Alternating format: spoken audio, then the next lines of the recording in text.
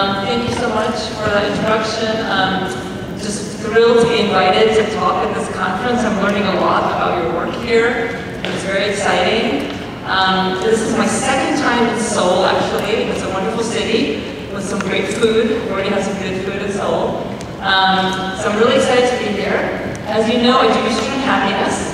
So my name, by the way, is pronounced Sonja Lyubomirsky. You see I have a little guide over there for you for how to pronounce it. It means love and peace in Russian. So I think it's an appropriate name for someone who studies happiness. So today I'll be talking about my research on happiness. And that research, this is research that I've done with my collaborators, including two from here, from Seoul National University, that I'll be talking to you today. So most of the work that I'll be talking about is described in my book, The How of Happiness. And you see on the right is the Korean translation.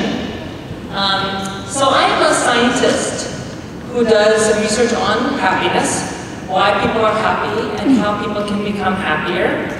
I hope that you will find this work interesting and useful for your clients, as well as in your personal lives. I can't promise that I will make you all happier, but I promise that I will arm you with a great deal of information today. So starting with a little story. During World War II, aviation experts spent a lot of time, a lot of energy and resources studying airplanes that went down. And one day somebody asked, why don't we study the planes that stay up in the air? And I think it's a really good metaphor for the work that I do, that my colleagues and I do in the field of positive psychology, or we also call it well-being science. We study why happy people are happy, why healthy people are healthy, and why successful people are successful. And I believe that all of us want to be happy. We don't necessarily describe that wish in the same way. We might follow that pursuit of happiness differently, but in a sense, everything that we do in our lives is aimed at becoming happier. And throughout history, actually, all over the world, people have been very interested, maybe even preoccupied with the idea of happiness. So I've been collecting quotes all my life since about age 10, so I'll show you some of these quotes. So here's one from Aristotle, who 2,000 years ago wrote that happiness is the meaning and the purpose of life, that whole aim and end of human existence. And here's from the Dalai Lama, the purpose of our lives is to be happy. Okay, my French is a little rusty. Il n'y a pas de honte après le bonheur. There's no shame in preferring happiness. Surveys have actually found in the United States that most Americans think about happiness at least once a day. But other countries are also interested in happiness, but you might imagine that there might be cultural differences, right? In certain cultures, in fact, there's some theories suggesting that in Asian cultures, like in Korea and in China and in Japan and other Asian cultures, that there's not as much of a preoccupation with happiness. It might be seen as a little bit selfish or, kind of egocentric to be so focused on your own well-being. And so those are interesting questions, and researchers go around the world and they ask people, how important is happiness to you? So let me show you some data from this research. So just as an example, I'm going to show you some data from the United States, Greece, Germany, South Korea, China, and Argentina. So this is a question, how important is happiness to you on a scale of 1 to 7, where 7 is as important as possible. It's very important.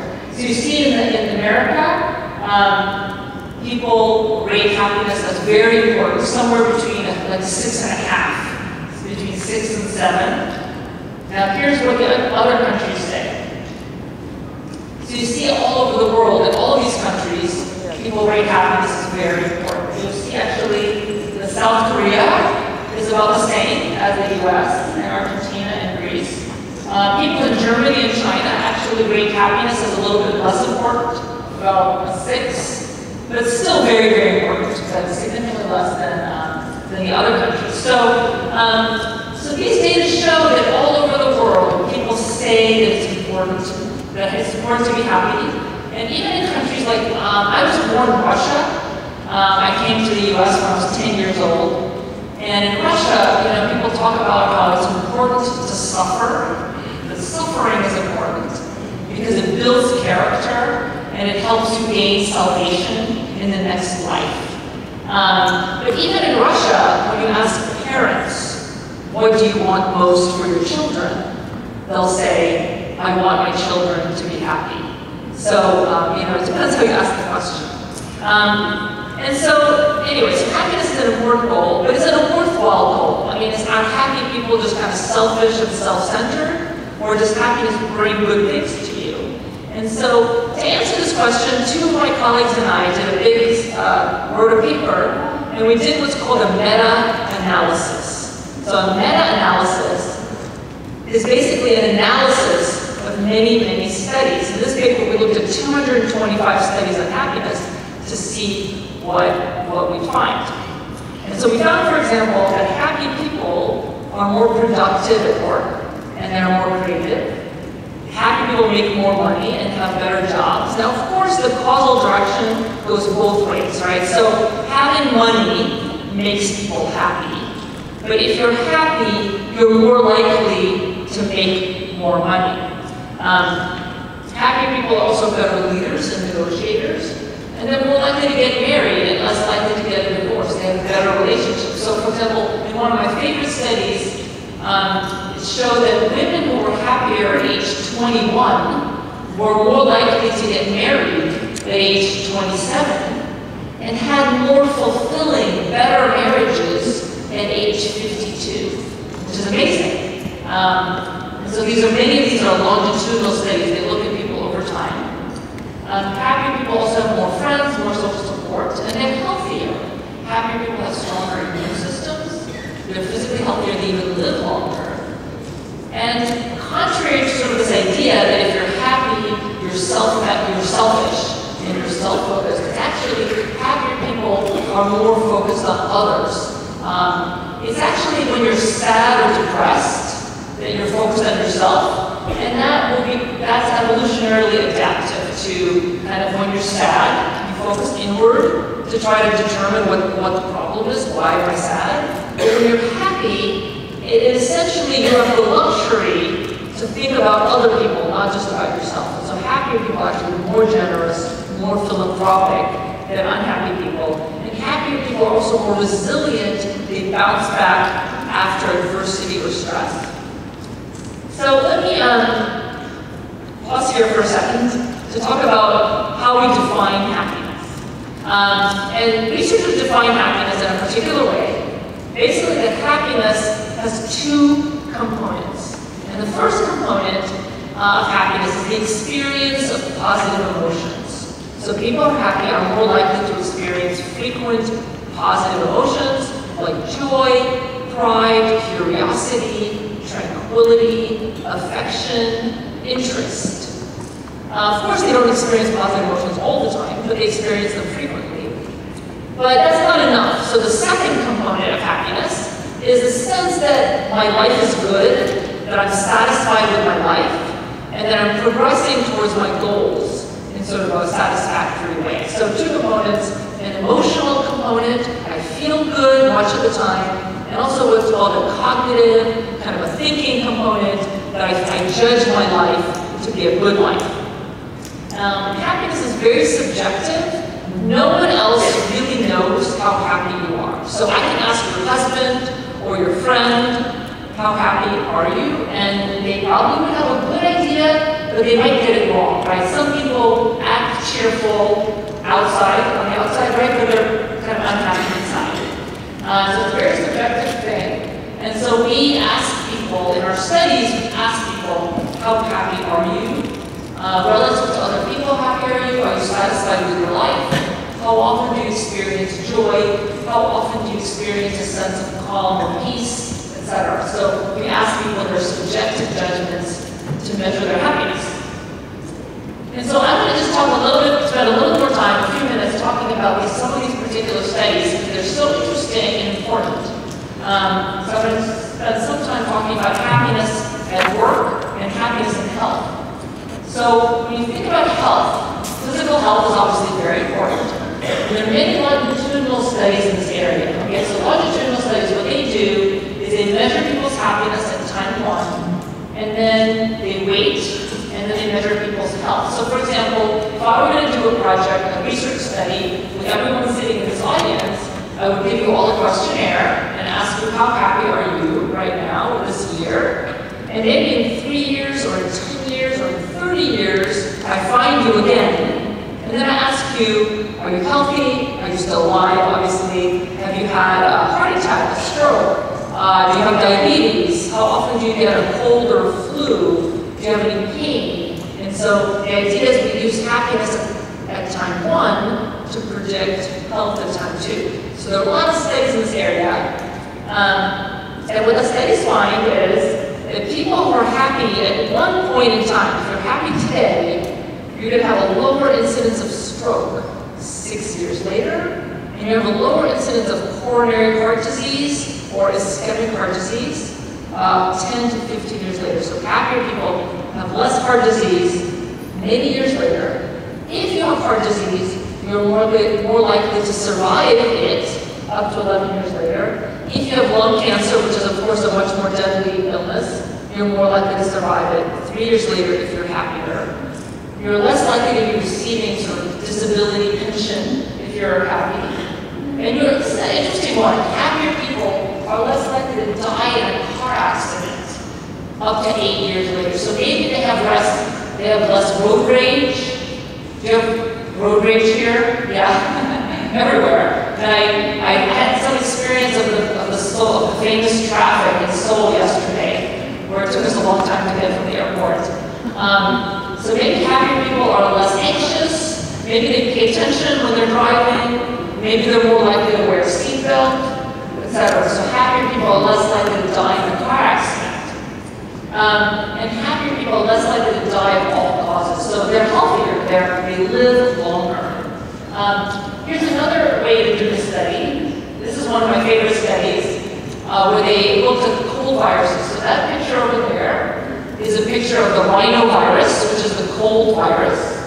And so in this study, what researchers did is they had healthy volunteers, they completed a measure of happiness, and then they all were given the cold virus directly into their nasal passage. They injected the rhinovirus. It's kind of like, you know, when you travel in an airplane, there are all these cool viruses, but some people get sick when they travel on airplanes, and other people don't. So the question, kind of like in the study, if everyone was exposed to the rhinovirus, who gets sick? Who's going to get sick? And so what they did is they gave everyone the cold virus, and then they quarantined the participants in a hotel, and they monitored them for 5 days, and they measured, you know, are they sick? Are they coughing? Do they have, do they have a temperature? Do they have a runny nose? And then they monitored them for 1 month. And what they found is that the happier volunteers were less likely to get a cold once they had the cold virus in their system. And even when they got a cold, it was shorter. It didn't last for as many days, which is a really cool finding. And it turned out this finding was independent of people's age or ethnicity or body mass index, things like that. So it wasn't the case that happier people happened to be thinner or younger, and that's why they were less likely to get a cold. So they controlled for those factors. Other studies have shown the same thing. Another study looked at people who were getting a vaccination, an immunization shot for hepatitis B, and they found that happier people who got the hepatitis B vaccination showed a stronger immunoprotective response. So they showed a healthier response to the vaccination than people who are less happy. These studies collectively suggest that happier people have stronger immune systems, right? So their immune function is stronger. Okay? So let's talk about work now. Is happiness important in the workplace as you go about doing your job? It absolutely is. And so lots of studies in this area. I'll tell you about one. Here's a study where people, the researchers went to a government agency and they looked and they measured how happy employees were at this government agency. These were mostly men, average 45 years old. On average, they had been at the job about 17 years. And then 3.5 years later, the researchers came back and they asked the department managers to rate these employees overall, how good a worker are they? And also, do they offer useful ideas? Do they have high goals for their performance? Do they listen to you when you give them instructions? Do they work interdependently well as a team with others? And what they found was the happier employees, and remember, happiness was measured 3.5 years earlier, the happier employees were rated as superior, as better on all of these dimensions. So the managers thought that happy employees were better workers. Okay, so that's interesting. But these are all correlational studies. So for example, it's possible that the managers, they see you're happy and they think you're a better worker. It's called the halo effect. They think you're a better worker even when you're not, right? Now that's still an important finding, but it's possible. So some studies try to get at sort of the causality. And so some researchers try to do experiments where they experimentally induce happiness, manipulate happiness in the laboratory. So if you were to do a study and you wanted to make people happy for 10 minutes or for 30 minutes, how would you do it? So you could give them a gift. You could tell them they scored very well on some kind of test. You know, there's various ways to do it. You can have it, you can show them a movie clip. That's a very happy movie clip. You can play happy music. Sometimes music that can have a powerful effect on the mood. So in this particular study, the subjects, the participants, were all doctors. They were all internists. They were all doctors. And to induce a happy mood, researchers gave them chocolate. Okay, chocolate and candy. And so half the people, half the participants, they gave them this gift of chocolate, and it came in a cellophane package. So they gave them the gift of chocolate, but they didn't allow them to eat it right away. Okay, it was just this gift. And the reason was they didn't want sort of the physiological effects of actually eating the chocolate to affect the study, so they could eat it later. And then the control group didn't get a gift. Okay. Now there were some subjects that were excluded from the study. They couldn't be in the study. Can you guess who they were? Diabetics, right? You can have diabetics. So there's one more. Dieters. So people who are on a diet couldn't be in the study, right? Do you understand why? If you're on a diet and you get a gift of chocolate, it's not going to make you happy, right? It might make you unhappy. So no dieters in the study. So they gave everyone chocolate or they didn't get anything. And then they measured their creativity. So the researchers wanted to see if you are in a happy mood, does it make you more creative? And there are different ways to measure creativity. In this study, they gave people a test, and there was lots of items in this test. And one of the items, and each of the items, each of the questions is 3 words, and you have to find a 4th word that goes together with these 3 words. It's not easy to do, okay? So there's a word, and it's hard to do if your English isn't your first language. You have to find a word that you can combine with each of these 3 words to form a new word. Now I'm going to tell you the answers and it'll become obvious to you. The answer to this is night. So it's nightclub, nightgown, nightmare. See that? And so that's the answer. So there's many items like this. And the faster you do it, and the more items you get right, the more creative you are, the more sort of flexible is your thinking. And so the researchers found that the doctors in this study who were put in a happy mood because they got some chocolate, they did better on this test. They were more creative. And I think it's a really, really important finding. It suggests that even temporary moods, so even when you feel happy for a few minutes, that can be important.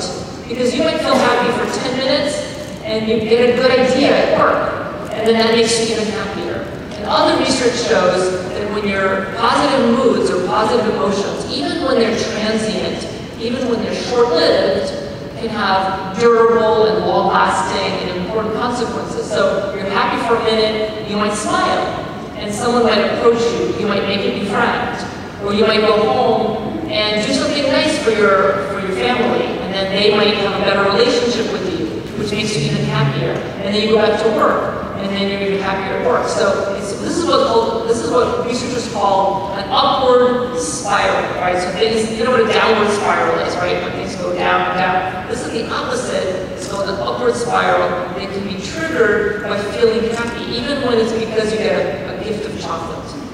Now, I'm not saying you should all have chocolate all the time to be happy, but there's different ways that you can induce it positively. Okay, so we were just talking about how happy people are healthier, and they're more creative, and they're more productive at work. But we're also interested in this idea that happier people have more friends, and they're also more helpful. So my laboratory, my students, were interested in the question of, can you twist this around? So if you ask people to be more helpful, would they make more friends? Would they get happier? So we did a study where we went to the beautiful city of Vancouver, Canada, and this was a study we did with kids. Now most of my studies are with adults, but this was with kids who were from around ages 9 to 11 years old. They were in 4th, 5th, and 6th grade. So we went to 19 different classrooms in the Vancouver School District. And what we did was very easy. Half of the classroom, we asked the kids to do acts of kindness. Okay, so to do something nice for someone in their life for 4 weeks. And each week they had to do 3 acts of kindness. And the other half of the kids, we asked them to go to 3 places each week and write down where they went. So they also were active, they did something that it wasn't acts of kindness. So here's an example. This is a kid, this is a girl who was in the acts of kindness group, so we asked her, what did you do this week? And it's a little hard to read, but what she wrote was, she vacuumed the floor, which is nice. She cleaned the dining table, and this is my favorite, hugging my mom when she's stressed by her job. So, well, interestingly, almost all the acts of kindness were done at home. So these kids, they went back home and they helped their parents, they helped their sister, their siblings, their dog. So here's an example of someone in the control group, the neutral group, what 3 places they go to that week, and this person wrote they went to Richmond Shopping Center, okay, some kind of mall. They went to track, so they went running on a track, and they also went swimming and Hillcrest instead. So they went to 3 different places. So what we found was that kids who did acts of kindness got happier, okay, which is not surprising, and I'll show you more data. When you help others, feel happier, but not only did they get happier, they became more popular with their classmates. So here's the data. If you look at the upper left-hand corner, this is how we measured what's called peer acceptance or popularity. In every classroom, we asked people to give us names of kids who they wanted to play with. Okay, so like in your classroom, say 30 kids, give me a name of say 8 kids or 5 kids that you want to play with more, that you want to be friends with. And then we counted how many nominations every kid got. And so this graph shows changes in peer acceptance, in the number of nominations for friendship that people got before and after the study. So the kids who were in the kindness group, they actually made more friends after the study than the kids who were in the control group, which we call the whereabouts group. And we think this is so interesting, especially since the acts of kindness that the kids did were mostly done at home. And so something happened, you go and you help your family, and you come back to the classroom the next day, maybe you're happier, you're more confident, you're more positive, but something shows, and those kids, that other kids want to play with you, you know. So we think it's really cool. So a study showing that doing acts of kindness for others can actually make you more likable and help you make friends. Okay, so we've been talking about how happiness is very popular for most people in the world. They want to be happy. We've been talking about how happiness is a good thing, right? When you're happy, good things come to you. You make friends, you You make more money, you're more likely to get married, you have a better immune system. But a lot of us have the wrong idea about what makes us happy, and we have the wrong idea about what we think will make us terribly unhappy. And so I wrote a book called The Myths of Happiness, there's a Korean version, where I talk about sort of what I call these happiness myths. So this idea about the happiness myths is that many of us think, well, I'm not happy today, but I'll be happy later. When I get married, I'll be happy, right? When I have kids, then I'll be happy. When I have a lot of money, then I'll be happy. We also feel like, well, I can never be happy if I get divorced, or I never get married. If I don't have much money, when my dreams don't come true, when I get older, a lot of people think that when they're older, they dread getting older because they think they'll be unhappy. And I don't know if you know this, but do you know which group, if you look at age over the lifespan, who do you think is the unhappiest age group? The unhappiest? Teenagers, right? Teenagers or 20s. So we think those are the people we wish we were 20 years old. No, they're the unhappiest people. And who are the happiest? They're older people.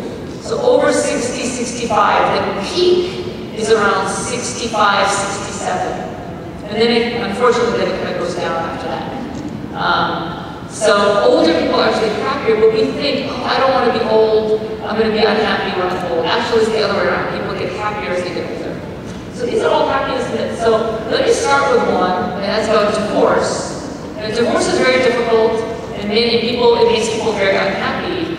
But the data, let's look what the data show. So there are some big studies out there that follow people over time, and every year they ask them, how happy are you? And so this is a group of, these are thousands of people, and all of these data I'm going to show you are for women, but the data for men are almost identical. So here are people and how happy they were starting 4 years before they got a divorce. Now, 4 years before they got a divorce, they probably didn't know they were going to get a divorce because they can't see the future. Year zero, do you see year zero? That's the year of the divorce, the year of the event. So you see that that's their happiness level. And so it's about stable, but you see how 2 years, whenever you see an asterisk like this, that means that your happiness level is significantly below or above your baseline. So you see how 2 years before the divorce, people are on their lowest level. Does that make sense? Kind of like 2 years before, that's when you're like the most unhappy. And they get a divorce. Now what happens after the divorce? They're still unhappy, but then 4 years afterwards, and 5 years afterwards, they're much happier than they used to be. And I have a friend who went through this horrible, horrible divorce with like child custody fights and everything. And I sent her this graph. And she emailed me and she said, I look at that graph every day. Kind of to remind her, it'll take 4 or 5 years. Now of course it's an average. It's an average, so not everyone is going to feel the same way. But on average, 4 to 5 years later, people will recover from a divorce. So this research suggests that people are very resilient, right? So we think, oh, if I got divorced, I'd be so unhappy. And you would be very unhappy, but it wouldn't last forever. So here's research on layoffs from a job. So this is 4 years to 5 years after you got laid off. So year zero is the year you got laid off, you lost your job. You see that 1 year, -1 and 0. So 1 year before the layoff, and 0 the year of the layoff, you're much less happy than you were before. And then about 3-4 years later, you're back to being happier. So it also takes a long time to recover from losing your job. Here's bereavement, when you lose your spouse, and these effects are much more strong, much more severe. You see here, 1 year before people lose a spouse, they're very unhappy. The year that you lose your husband or wife, you're very unhappy. The year later, you're still very unhappy. It takes 5 years before people go back to the base, or even higher than their baseline. So they do recover on average. Again, not everyone does, but on average, people recover from from the loss of a spouse in terms of their happiness, in terms of their sort of overall happiness. So the take-home point of all this research is that people are remarkably resilient. So almost nothing is as misery-inducing as we think it is, right? We think, oh, I would be unhappy forever if I lost my spouse, or I got divorced, or I lost my job. But it turns out that people bounce back, and they're very resilient. And people who are facing adversities or traumas or stresses actually find there's a lot of positive things that happen in their lives. And so there's a study that was done on women who were survivors of breast cancer. And so these are all women cancer survivors. And 2/3 of them said that the cancer led to positive changes in their lives. I mean, they don't want to have the cancer, but now that they have it, 2/3 said that there were positive changes in their lives. So these are the kinds of things that they said. The negative events or adversities lead people to have a renewed appreciation of their life. And often it's a wake-up call, kind of like, it sort of tells you, it gives you perspective about your life. Maybe it tells you, I'm going to change my job, or I'm going to move somewhere else. You realize what your true priorities are. You realize who your true friends are, right? When you have adversity.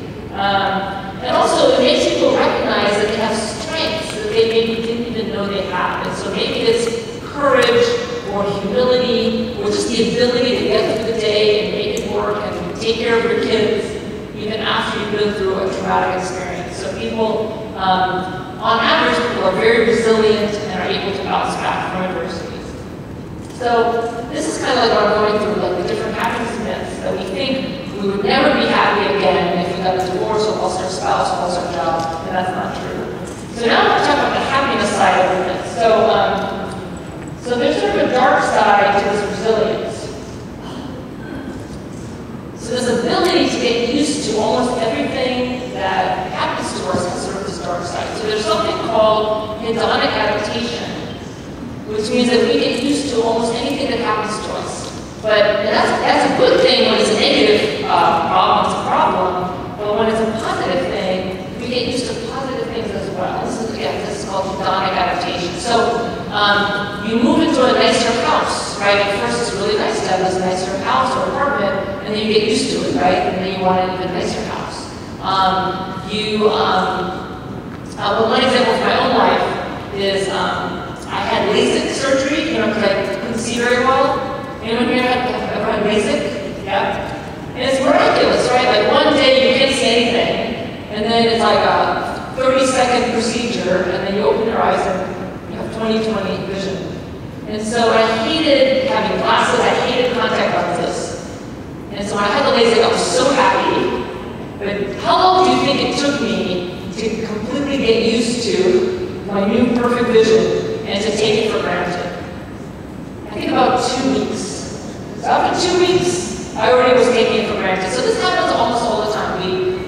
Good things happen to us at first, it makes us happy, but then we just adapt. We get used to it, we take it for granted. And so studies, there's research on this. So one of my favorite is about getting married, okay? When people get married, it makes them happier. So here's the research, 4 years before the wedding to 5 years after. You see how 1 year before people get married, they're already happier than they were before. Does that make sense, right? Maybe they just got engaged, they're really excited. The year of the wedding, they're happier. Okay, how long do you think the boost for marriage lasts? How long? Someone said I think 20 years? That's very optimistic. Okay, I'll tell you how long it lasts. It lasts for 2 years. And then look at 5 years later. Actually, what do you think is happening in a 2-year period? Why is it 2 years? Children. Okay, we'll get to that. So even to religion, again, this is an average. Some people, when they get married, they go up in their happiness and they stay up forever, for many, many years. And so those are the interesting people who want to study to see what it is that they're doing that maintains their happiness. So again, the take-home point is, there's no magic formula for happiness and no sure course for misery. We need to understand that when there's a turning point in life, we get married, we get divorced, we lose our job, we get sick, that these turning points are not necessarily major crises, that they often, we recover from them. And so when you're less excited with your job, or with your car, or with your marriage, it doesn't mean that there's something wrong with you, or there's something wrong with your marriage. It's just a natural phenomenon that happens to all of us. Now, failing to understand these happiness myths may make us feel there's something wrong with us. We might leave our husband because we think, oh, it's not as exciting as it used to be, sort of not realizing that this is a natural phenomenon. We might stay in a bad relationship because we think, oh, I would be so unhappy if I were single. So how do you maintain, how do you not adapt to your house or your job or your marriage? And it's actually hard to do, but one key is appreciation, is to really appreciate and be grateful for what you have. To have variety and novelty in your life. So we adapt to things that aren't changing. So when we do different things, say with our partner, when it's not all the same every week, we're less likely to adapt.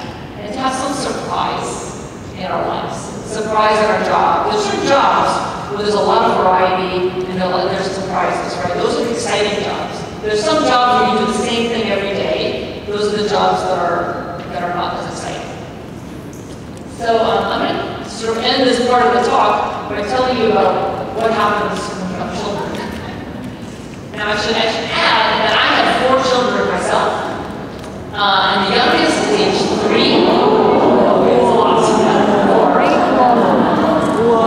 So the youngest is 3, and then I have 5. I have a girl who's 3, I have a girl who's 5. I have a boy who's almost 15, and a girl who's 17, so they're very far apart. And this one, by the way, that's one of my kids, that's the 5-year-old, a few minutes after she was born. So that's the birth of a child. So what happens to our happiness? Okay, so you see the year before we give birth, -1, we're already much happier than we used to be. Does that make sense? Maybe you're married or you want to have your first child and you're excited, and then you're happy, and then the happiness goes down. Especially if you're 2 or 3. Now I think what's happening there, see, 1 child is not that hard, right? It's 2 that's hard. I think people are having their 2nd child at year 2 or 3. That's why they're even less happy. So people often ask me, well, are parents happier than people who don't have kids? Because there's a lot in the US, there's a lot of newspaper articles, magazine articles, talking about how parents are miserable, right? And you don't want to have kids because you're going to make me unhappy. And I thought that didn't seem right. And so my students and I did a big paper studying this question. And this is what we found. We found that parents are happier than people who don't have children, but only in certain situations. It depends. So if you're middle-aged or old and you have kids, you're happier than your friends who are also middle-aged or old and who don't have kids. So it's better when you're older. When you have kids who are in middle childhood or grown, you're happier. So this just means that people who have little kids are not that happy as parents, right? Because it's hard. It's hard to have little kids, babies and little children. If you're married with children, you're happier than people who are married without children. But single parents aren't as happy as single people who don't have kids. Now this is kind of the bad news for a lot of people here. The big effect is with fathers. So fathers are happier than men without children. But mothers are about the same in happiness as women who don't have children. Now we think it's because mothers tend to do more of the hard work of caring for children, but we're not sure. But fathers get a big benefit. If your children live with you, you're happier. So like if you're divorced and your spouse has custody, then you're not as happy, which is not surprising. If your children are biological or adopted, you tend to be happier. If you have stepchildren, people tend not to be as happy. And this is kind of a stupid one, but it's true. If your children have a lot of problems, you're not going to be as happy as a parent, obviously. But what's interesting is, in all of these studies, even if your children have problems, even when if you're young and single, parents report having more meaning in their life than people who don't have children. So they don't always report being happier, but they report having more meaning. So there you go. Okay, so we've been talking about how we have some wrong ideas, some misconceptions about what will make us happy or unhappy. So how do we stay happy after we get married, and after we have children, and we lose our job, or we get sick? How do we maintain our happiness? Can we become happier? If we put enough effort into it, can we all become happier?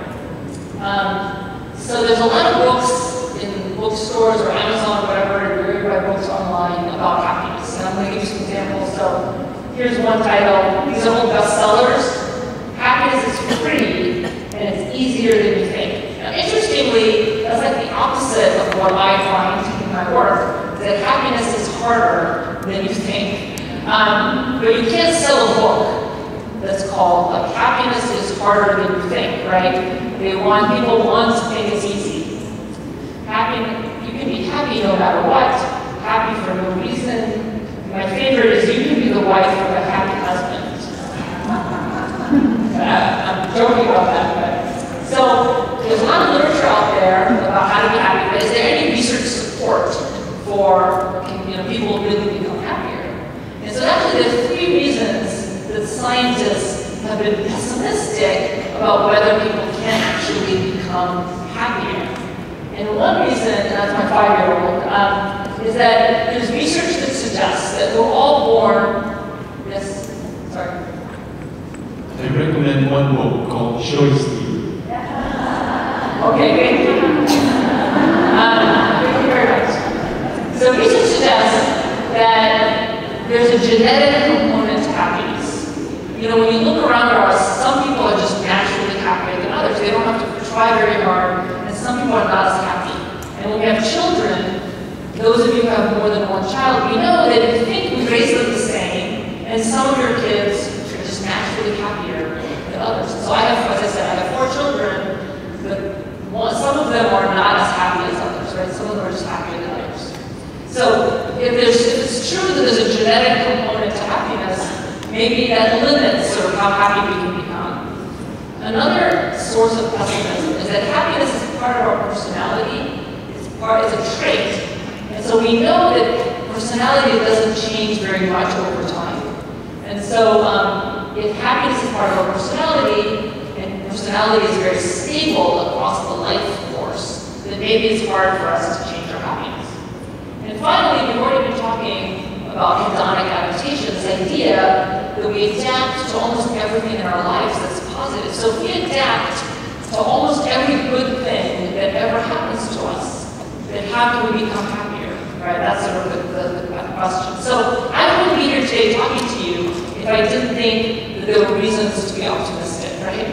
And I personally do think that people can become happier when they put enough effort into it. So that's what I'm talking about today. So that's the myths of happiness. Okay, so our argument is that despite the finding that our happiness is partially genetically determined, and despite the finding that our life situations, how much money we make, how beautiful we are, or where we live, or whether we're married, those things have a smaller influence on our happiness than we think they should. Still, a very large portion of happiness, I say that it's up to 40%, is in our power to change. And this is the cover of my book, The How of Happiness, with this idea that about 50% of individual differences in happiness are influenced by genetics, that about 10% of individual differences in happiness are influenced by our life circumstances, and that leaves about 40% that has to do with our intentional activities. Now, I should warn you that these numbers are very approximate.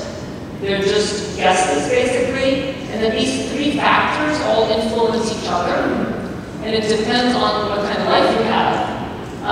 But the bottom line, sort of the key message of this work and of my book, The How of Happiness, is that there is something that you can do to make yourself happier by changing the ways that you behave and by changing the ways that you think every day of your life. And that's what I'm going to talk about starting now.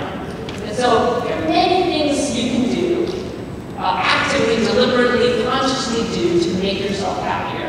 And so these are some of the strategies that have been shown by researchers to affect happiness. So happier people are more likely to express gratitude, to forgive others, to savor the moment, to exercise, to practice their religion, to nurture their relationships. So these are all things that people can do to become happier. Now, I don't think any of you here are surprised by anything on this list, right? Because it kind of makes sense. It's sort of common sense. These are things that make you happy. So what I do in my laboratories, I actually systematically do experiments to test whether these strategies are actually effective. And so what we do, they're called happiness interventions. And an intervention is basically an experiment in which people are instructed to change themselves in some positive way. So an intervention, you know the idea of a clinical trial? It's kind of like a clinical trial, but clinical trials are used, for example, to test a new drug. Okay, so researchers might test, is this drug effective? What is the appropriate dosage of the drug? Maybe some people shouldn't take this drug, and some people should. And so we tested some very similar questions. Is a particular strategy effective? So for example, is expressing gratitude, is that an effective strategy to make you happier? Is there an optimal dosage for gratitude? I'm going to talk about that in a second. Maybe you can be too grateful or too ungrateful, not grateful enough. Should certain people not express gratitude? Maybe it only works for some people and not others. So they're kind of like the clinical trials we were doing, what we call them happiness interventions. And these are some examples of interventions that we've done where we ask people over the course of 4 weeks or 8 weeks or 12 weeks to do certain kinds of happiness activities. I already told you about that study in Vancouver with children. Remember we asked them to do acts of kindness over a period of 4 weeks. So we asked them to do acts of kindness, to count their blessings, to savor happy days. We just did a study, it was actually on the Today Show in the US, where we asked people, imagine that in 1 month you're moving away to somewhere far away, and so live your life this month like it's your last month, like it's like you live in Seoul, but in a month you're going to move somewhere to a different country, and you don't know when you're coming back. So live your life like it's your last month. And people live their life differently. You know, they were happier, they spend more time with friends and family, they spend time doing things they really enjoy doing, etc. So these are kind of happiness interventions we do. And so the focus of my lab is actually asking these questions: how and why do these happiness enhancing strategies work? And what are the factors that underlie their effectiveness? That's what kind of we're going to talk about. What factors kind of are the secret to the success of these happiness strategies. So for example, we did a study where we asked people to count their blessings, to write down every week what they're grateful for. This is an example of instructions. There are many things in our lives that we're grateful about. Think back to the events of the past week. Every week you write about what you're grateful for. This is a very simple experiment. So you write about what you're grateful for, but in this case, we were interested in the optimal dosage of gratitude. So we had people do this once a week, every Sunday night, they wrote what they're grateful for, or we had people do this 3 times a week. So every Tuesday, Thursday, and Sunday, people wrote what they're grateful for to see what was more effective. And this is what we found.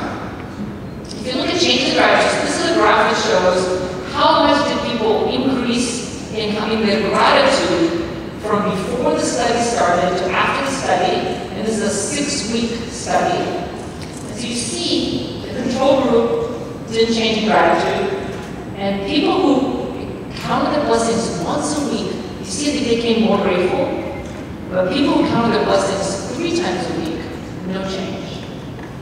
Now look at happiness. The control group actually got less happy, and I can tell you later why if you're interested. People who counted their blessings once a week, they became more grateful, but those who did it 3 times a week, no change. And so what we believe is happening is that when you try to express gratitude 3 times a week, it's too much. Maybe it becomes a chore, and you don't want to do it. Maybe you have trouble thinking about things that you're grateful for, but once a week is perfect, at least on average. And so actually one person, when they saw this, they came up to me and they said, well, maybe it's not a coincidence that a lot of religious rituals are once a week. Once a week you kind of review your life, and that's effective. So we found that these are sort of a list of factors that we're studying in our lab, which are sort of the keys to your happiness. And so the one that we found some evidence for is dosage. You have to have just the right amount of gratitude or the right amount of kindness. So dosage is important. Okay, so what about fit?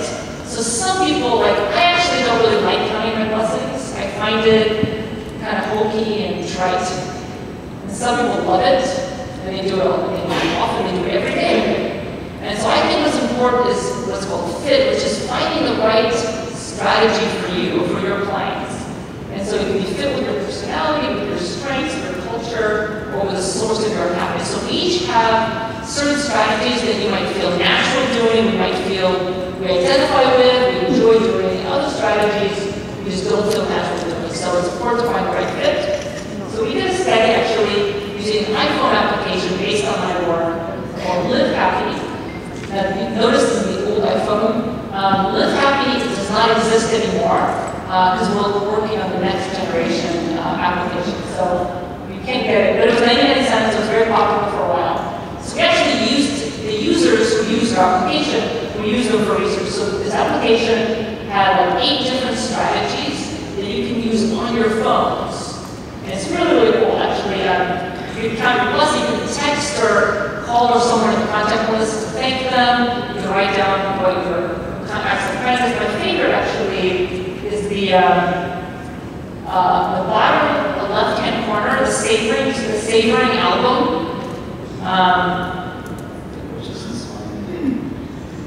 Okay, the bottom left-hand corner. And so there, you take a photo with your camera of someone or something you find beautiful or they love, or you can go to your photo album and you can find a photo there. So, for example, I once went on a vacation with my daughter to Australia, and it was a really great vacation. And so I look at those photos and I write like how much I enjoyed that, and we bond about that trip. And so anyway, so people can use any of these 8 strategies. We also ask them, do you identify with the strategy? Do you enjoy it? Does it feel natural to you to do it? And here's what we found. These are the 8 activities, and this is the best fit for our users. So the bigger the line, the better fit. So you see the very last line is best possible self. So on average, people said that thinking about their best possible selves in the future, this is kind of optimism, kind of activity that fit them the best. Expressing gratitude, interestingly, was one of the least fitting strategies you see on top. But it doesn't really matter actually what the average fit is. What matters is the fit for you, right? If you think for you expressing gratitude is an enjoyable, natural strategy you like, that's what's important. And we found in green here, the higher the fit with a particular activity, the more likely people tried that activity and the more they benefited from it. So the point is that if you do something that really fits your personality and fits your values, is a good match to your strengths and weaknesses and to your culture, you're going to do it more often, you're going to put more effort into it, and it's going to make you happier. Here's another study we did. When we asked people, how motivated are you to be happier, basically? And we found the red bars, those are people who are motivated to be happy, and the green bars are people who are not motivated to be happy.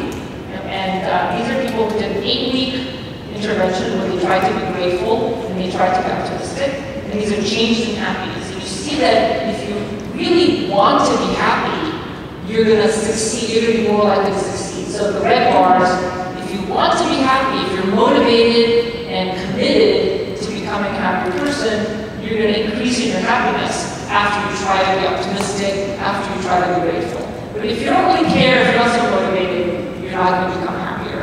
You might even become less happy. So that's not surprising, but researchers in psychology often have to do studies that prove the obvious to show that motivation is important. So these are studies that show the importance of fit and the importance of motivation. So if you have a client and they're not motivated to become happier or less depressed or less anxious, obviously they're not going to get very much out of any of this. Okay, so what about social support? So here's a study that we did in Seoul, in Korea. We have a collaborator at Seoul National University, whose name is Choi.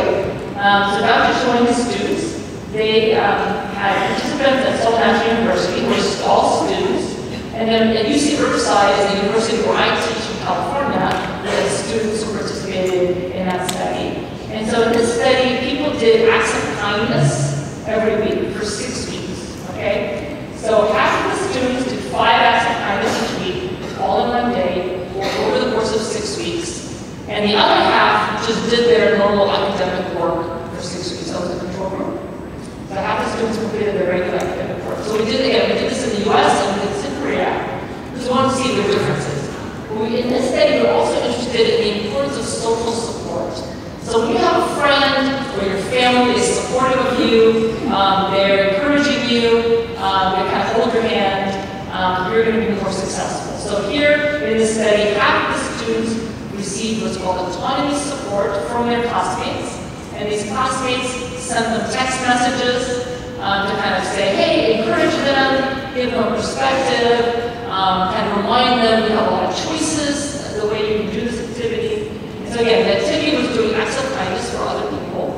And interestingly, we did not find cultural differences. So we did not find differences between the Korean, the Seoul National University students and the American students. I'm going to tell you in a few minutes a study we did also at Seoul National University where we did find a difference. So that's interesting. So here I'm going to show you the results for both cultures, both Americans and Koreans together. And so here we find that the students, these are changes in happiness from before to after the 6-week intervention. We found that the students who did acts of kindness and they had social support, they got happier. You see that? The green bar over there. Everyone else basically stayed the same in happiness. So if you did acts of kindness without support, or if you were a control group, you didn't get happier. So it really mattered that you had that support from your peers. The social support is important. Social support is important in every area. I'm a runner, and so in the mornings I go running, and I set the alarm clock early in the morning, and it's really hard to wake up, right? Because you don't want to wake up and go running, you just want to go back to sleep. But I have a friend that I run with, and we meet on a street corner, so in our neighborhood. And so I know if I'm not there, she's going to be very upset. And she's thinking the same thing. So having that friend, that buddy, really matters. So for my exercise routine, it really helps me to have that social support. Same thing with the pursuit of happiness. Okay, so here's the role of social support. Now here's my favorite study, also done in Korea and the United States. We had 2 samples, one from Seoul National University that Dr. Choi ran for us, and his students, and then we had UC Riverside students. And in this study, it was also a 6-week study. Students did acts of kindness, and they also wrote gratitude letters. So here's what we found. These are the results for the American students. So these lines are changes in happiness across time. So if you see a bar that is increasing, that means that happiness is increasing. So you see that the American students who wrote gratitude letters for 6 weeks, you see how they got happier? That kind of blue line. And the American students who did acts of kindness, they also got happier. Now let's look at the Seoul National University students. It's really interesting. Those students who did acts of kindness, they got happier. But the students who did gratitude letters, they got less happy. So if we have time later during the Q&A, I would love to get your ideas for why you think the Korean students got less happy when we asked them to write letters of gratitude. So I'm interested. We have some ideas, but I'm very interested in very many. So that was an interesting cultural difference. And it shows that sometimes culture is important, plays a role in the pursuit of happiness. Okay. Finally, we looked at effort. So remember I told you it's very important to put hard work into whatever you do, whether you're trying to lose weight, or to advance in your career, or to be a happier or better person, you have to put effort into it. And so we looked at how much effort did students put into this kindness and gratitude activities. You see, these are the American students. The red line, students who put a lot of work into it. You see how they got a lot happier? The green line, students who put a medium amount of effort into the activities, they got a little happy, right? And the last line, the gray line, students who didn't put much effort into it, they didn't get happier. So again, it makes sense. The more effort you put into something, the more it'll work out. The Korean students, it's the same pattern. It's just it's a weaker pattern because remember, gratitude did not work for them. So, but it's still the same pattern. The more effort you put in, the happier you get. Okay. So there's the importance of effort. Okay, so the conclusion of our research is that happiness takes work, right? It's not easy. You have to put effort into it. You have to be dedicated and committed. Now, the good news is after you start trying to be more grateful or be more optimistic, then it becomes more of a habit. So it doesn't require as much effort as it did at first. So right at first, it's always harder to do something, and then it becomes more usual. Like driving a car, right? I just taught my daughter to drive a car, and you sort of remember, like, it's not easy to drive a car. Like, it actually is pretty difficult, and she's really nervous, taking left turns. But then after a while, it just becomes so easy. Okay, so what's next? We are still doing lots of studies looking at how positive activities work. We ask things like, does age matter? And I'm just going to take a break. How much time do I have? Sorry, how 10 minutes, perfect. 20 minutes, okay. Well, we can have a discussion. Okay, so remember I already said that age, it does matter for happiness, that older people are happier. Now these interventions seem to work very similarly in different age groups, right? So whether you're young or old, just study with kids who did have some kindness, they get happier. There have been studies done with older people, they also get happier. So we don't see kind of a difference in age in the pursuit of happiness. Probably the kinds of activities people do are different. So for example, one reason that we created our iPhone application, the app, is for young people, right? Because young people don't buy self-help books. If you're like a teenager, or if you're a college student, but you might use an app on your phone, and they're looking at the phone all the time. So it might be useful to do a happiness intervention on a phone. So we actually are doing that more now. What else? Can we alleviate depressive symptoms? Okay, so some of you might be interested in this with your clients. So if someone is clinically depressed, could they use some of these strategies to become less depressed or become happier? Of course, most people who are depressed, they don't want to just be not depressed, of course, they want to be happy. And so there's sort of two questions you can ask. Would depressed people benefit even more from these simple interventions that we're studying, from writing gratitude letters or doing something like this? In part because of what's called the floor effect, right? They have more room to improve. And also, presumably, if you're depressed, you're more motivated to get rid of your depression, right, to be happier. But maybe depressed people might actually benefit less from these activities. In part because if you can't get off the couch, right, you're not going to go do acts of kindness for all your friends, right? So you have certain when you're depressed, you have certain sort of cognitive and behavioral deficits that might prevent you from taking full advantage of some of these kinds of activities, and might even lead them to backfire. And so the answer to this question is, as often is in science, is that it depends. Sometimes it's yes to the first, sometimes it's yes to the second. So Marty Sullivan, who many of you probably know, he has done studies with depressed people where he's given them very simple interventions. Like the most famous one is write down 3 good things that happened to you today. 3 good things that happened to you today. Very, very simple. Those 3 things can be like the sun came out today, it can be very simple. And that was very effective with severely depressed people. But we did a study with depressed college students, and we asked them to write gratitude letters, and they actually they started getting more depressed after writing gratitude letters. So we stopped the study, and we asked them, to try to figure out what's happening. And so I actually talked to many of you are mental health professionals. Why do you think gratitude might not be effective for people who are depressed? Well, when we ask people, they say, I can't think of anything to be grateful for. It makes me feel like a failure to try to write this gratitude letter. They can't write it. They feel guilty because they should have thanked their parents, but they didn't. And so it makes them feel guilty, it makes them feel kind of embarrassed, it makes them feel uncomfortable, it makes them feel indebted. And so it's very interesting. And so we have to be very careful when we take these interventions and we bring them to sort of a clinical population, whether it's people who are anxious or have eating disorders or addiction or depression, and we have to sort of maybe tailor those interventions a little bit for different populations. So maybe do something like for depressed people, do something very simple, like write about 3 good things that happened to you, rather than pick a person in your life who's done a lot for you and write them a letter. Maybe that's not the most appropriate intervention. We also asked the question, sort of how much do genetics matter, genetics versus environment?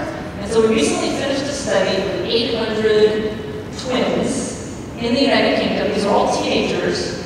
And we asked them to do acts of kindness and write gratitude letters, and it worked. They got happier. But what we found was genetics didn't matter in terms of who got happier and who didn't. What mattered was what's called non-shared environment. So if you're a twin, if you're an identical twin, you share your genetics, you share your genes, and to some extent you share your environment, right? You're the same family, you go to the same school. But even if you're an identical twin, you're going to have what's called non-shared environment. You might have some friends who are different, right? You might take some classes that are different. You might do things that are a little different. Maybe one plays soccer, the other plays tennis. And so it's that non-shared environment that was key to who got happier, who got less happy, or who didn't get happy. So it's a very interesting study with the twins that we did in the United Kingdom. We also are interested in going beyond self, of course. Most of our studies, we ask people, how happy are you? How often do you experience joy or tranquility, etc.? But we also are interested in measuring behavior. Are people actually acting differently when they're doing these interventions? And so we've done a bunch of studies where we have people wear what's called a sociometric badge. So all of you have these sort of name tags. So imagine wearing, it's actually smaller than the name tags, like this, it's small. You wear kind of a badge around your neck, or you can wear it on your wrist like a watch. And this badge can measure your movement, kind of like now any phone pretty much can do it with an accelerometer. And also the badges, like if everyone in this conference were wearing these badges, it would be cool. And I could do a study.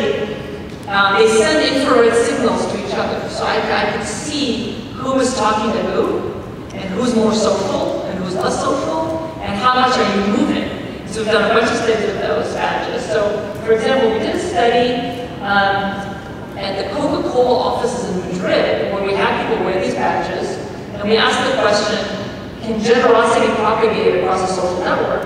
And so our hypothesis was, so in this study we did, is some people were givers. So these are people as a company. We asked them to do nice things for their colleagues, to be the givers. And so we thought, when you're a giver, you're going to be happier because it's going to make you feel good, and you're going to do more acts of kindness. And then the receivers, they're the people who are getting the acts of kindness, and they're going to be inspired to help others because of what we call the pay-it-forward effect. Like if someone helps me, I'm going to be inspired to help someone else. And then the observers, or everyone else in the company, and they observe all these nice things that are happening, and so they're going to be inspired to also help others via what's called an elevation effect. You feel elevated, inspired. And that's what we found essentially. I don't have the data here. Yeah, sorry. So that's what we found. Where we found that the givers got happier, the receivers got happier. I want to go back if I can for some reason. So going back to the Coca-Cola study, the receivers got happier right away, but the givers got happier and stayed happier for a longer period. And the observers and the receivers started doing more acts of kindness in the workplace. And we also know this from their badges that they were wearing. Okay, the last study I want to tell you about, we also use badges, and this study was done in Tokyo at a Japanese engineering firm, and this was actually kind of borrowing the Marty Seligman idea of asking people every week to write down 3 good things, and this time we asked people to write down 3 good things that happened at work. And I always like to end my talks with a study because I think it's a really good intervention that all of you can use yourself or your clients. So every week, let's say on Friday, like today's Saturday, it's confusing. Like on a Friday, every Friday, write down 3 good things that happened at work that week. And so that's the experimental group. And the control group wrote down 3 tasks that they accomplished that week, 3 things that you did at work that week. So they wrote down, what those things were, and they also wore these badges. And what we found was the people who wrote down 3 good things, they got happier. Let's see if I can get it. Yeah, I got the data here. They got happier, but also they moved more. Remember, they were wearing these badges, and they tracked their movement. And so what we found was the experimental group is in green. So look at actually the second graph. That's called initial rhythm. Initial rhythm is how energetic and active you are when you get to the office. Okay, you arrive to the office in the morning, and you see after the 6 weeks, the experimental group, they're the ones who are writing down 3 good things at work. They're actually moving more at the office. They're literally more active physically. So not only are they happier, but they're moving more. And then if you look at the first graph, this is the time, this is the peak hour that this is sort of the hour of the day that you're the most active. And the experimental group, it got earlier and earlier, 4 p.m. as opposed to like 5 p.m. And we also found that the experimental group, the group that wrote down 3 good things, they left the office earlier. They left work earlier. And so at first we thought, well, maybe that's a bad thing, because people are like playing hooky, they're leaving work early. But in these engineering, I don't know if you know, well, maybe you have some companies in Seoul, the average worker left at 11 p.m. 11 p.m. And we know this because they were in our study and they were wearing these badges, so we know exactly what time they left every day. So leaving work early maybe is a good thing, right? So instead of 11 p.m., maybe you're leaving at 9 or 10 p.m. So writing down 3 good things that happens to your work is an effective strategy to make you happier, more engaged at work, more connected to your colleagues, but also to actually give you more energy when you're at work.